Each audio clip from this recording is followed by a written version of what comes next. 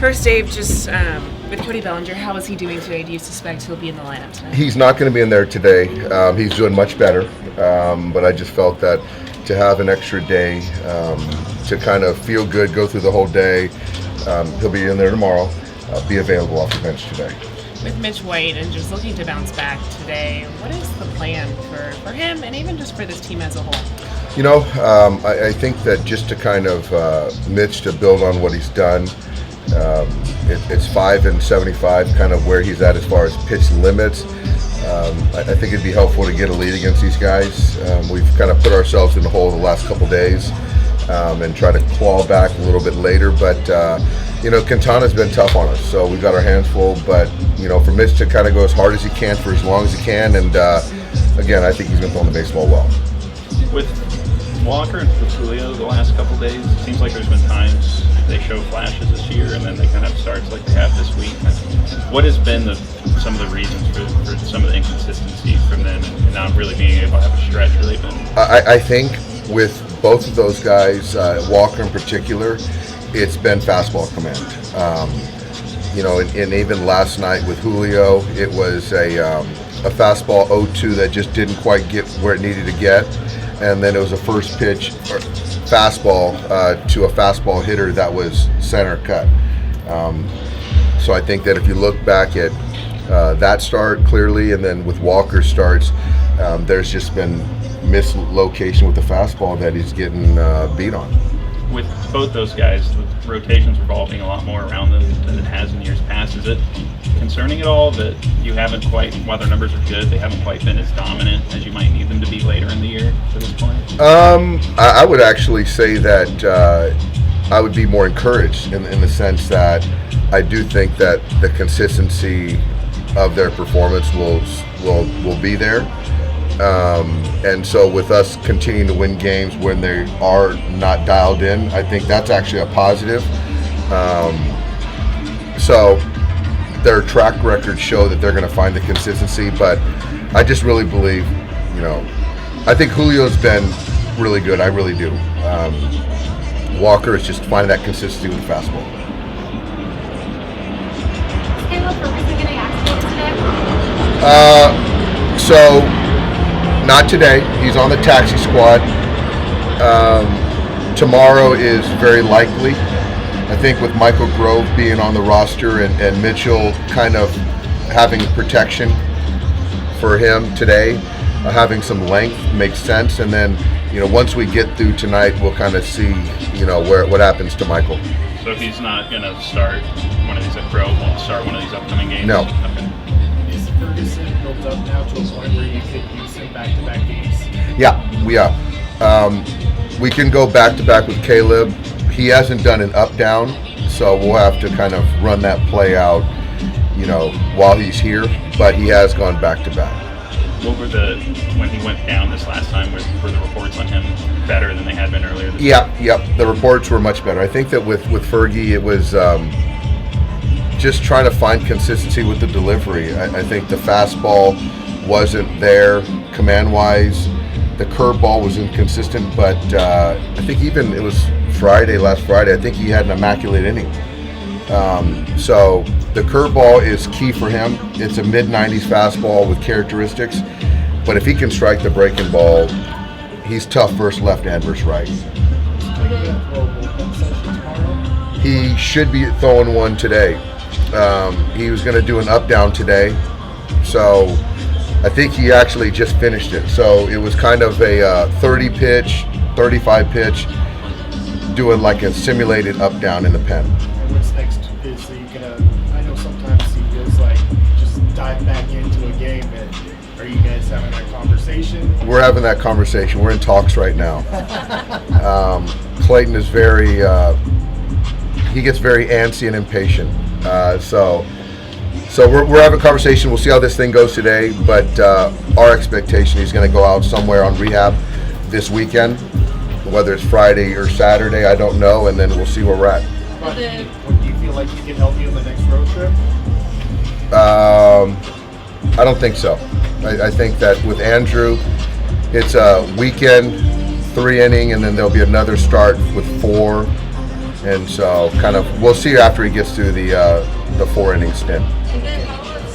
Chris Taylor, is he feeling okay? He is. He banged his elbow last night on that running catch in center field. He's back in there today. He'll be out in center field. Pilar will be in left. Betts in right. JT will DH. Hanser will be at third. And Lux will be at second. So nothing wrong with his elbow? No, nothing wrong with his elbow. Yeah. What has been kind of the points of emphasis with Kimbrel the last couple of days? You guys are kind of looking to get him back on track. With Craig, it's a couple things. I think when any pitcher starts to kind of go rotational, and it's just not really good, and so we're trying to get him to be more kind of linear towards home plate, and it starts a little bit with his setup where he closes himself off a lot, kind of subconsciously, and to try to come out of that, he gets really rotational, and then the breaking ball gets sweepy. The fastball is inconsistent, so just trying to get him back to where he needs to be in his delivery. So the delivery part of it, and then obviously just trying to work with that, which will make his fastball command better and his breaking ball, because he needs to strike his breaking ball more consistently for a strike. The one he spiked the other night, is that like a symptom of that? Yeah, that one, and then the one that he kind of loses down into the lefty glove side. It should be more north-south versus east-west. Is there a difficulty with not knowing a guy? I mean, I don't want to say trust, but with the closer, there has to be trust. I think that's the great thing about having a great player and a veteran player, because there's a track record, but the hard part is you have to give them some leash to kind of trust that what they've done, they figure some things out, and you don't want to kind of come in too hot, essentially. But I think we've seen enough, and we've built enough trust with Craig to kind of now offer our thoughts, and he's been receptive. But yeah, with a veteran player who's kind of done things his own way, it's just you don't want to you want to let him figure it out to a point. Are those things that have kind of gotten more of an issue the last couple weeks here, or is that something he's been kind of working with all season? He's been working with all season, and I think that he's kind of had that. He's dealt with that his whole career. And so we've kind of stockpiled some video and things from his past when he's had success to kind of give him some propaganda to kind of get things right. Is it a spot where you give him a few days to work on things, or is he still kind of available as normal for you? I'm going to give him another day today. So yesterday was more of, I think that it's just, I think for me it's, he's going to be down a couple days, including today, and then he'll be ready to go. We need him. And then do you want to keep him on that program? What's do you that? want to keep him on that program of trying to get him every 3 days in? Yeah. I mean, I think that I don't want to go, we don't want to go more than 3 days without pitching him. So if he doesn't pitch today and he doesn't pitch tomorrow, then he'll pitch the next day. So that's a Digby reel for closers? Next question. You taught me that term. I did. Hey, we all need dig me videos, man. Guys like to feel good about themselves. That's a good call. Yeah, Put some things together, him punching guys out. Good call, Dave. that's right. You're right. A lot of Dave Roberts Digby reels. That's a short video. The Dave Roberts dig me is very short video.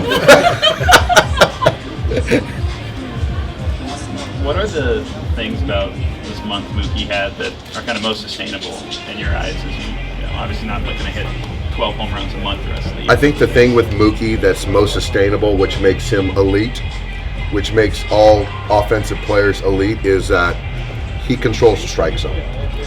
And when his posture's right, when his mechanics are right, he controls the strike zone. And so he understands the value of taking a walk when needed. But if it's in the strike zone, he can put a good swing on it. So I think that as long as he stays kind of right there where he's at, I don't see how anything will change.